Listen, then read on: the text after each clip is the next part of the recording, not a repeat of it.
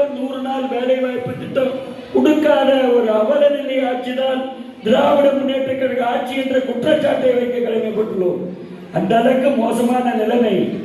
எங்குமே எதுவுமே இல்லை. டீசல் விலை உயர்ந்து போச்சு, நீங்க பெட்ரோல் உயர்ந்து போச்சு. சொன்ன வாக்குறுதி நிறைவேற்றல, எந்த வாக்குறுதி நிறைவேற்றல.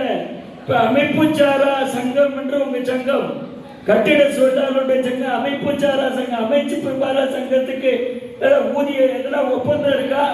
உங்களுடைய மரணத்துக்கு பிறகு ஏதாவது மானியம் உண்டா, நிதி உண்டா? இல்ல.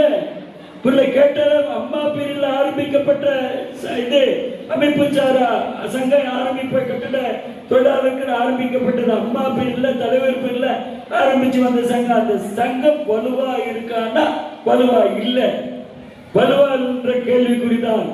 வலிமையாக்க வேண்டும். இந்த சங்கம் மேலும் உயர வேண்டும். எல்லாருக்கும் ஆபத்து, ஒரு விபத்து, ஒரு கால் ஒடிஞ்சது, ஒரு கை ஒடிஞ்சது, ஒரு சிறுநீரக கோளாறு ஹாஸ்பிட்டலுக்கு போகணும், ஒரு ஹார்ட் அட்டாக் ஹாஸ்பிட்டலுக்கு போகணும்னா அது அனைத்து இந்திய அண்ணா திராவிட முன்னேற்ற கழக ஆட்சி அமைப்பட்டால்தான் உங்களுக்கு எல்லா சௌகரியமும் நடக்கும் என்ற உறுதிப்பாட்டை தெரிவித்துக் கொள்ள கடமைப்பட்டுள்ளேன். ஒன்று சேருவோம், பாடுபடுவோம், உழைப்போம். எடப்பாடியாரை மீண்டும் முதலமைச்சராகவும் கடலூர் சட்டமன்ற தொகுதியுடைய வெற்றி வேட்பாளரை அவர்களுடைய காலடியில் சமர்ப்பிப்போம். பட்டுண்டி தொகுதியுடைய வெற்றி வேட்பாளரை காலடியில் சமர்ப்பிப்போம். 117 சட்டமன்ற உறுப்பினர் அவர் ஆட்சி பொறுப்பில் அமைவதற்கு வேண்டும்.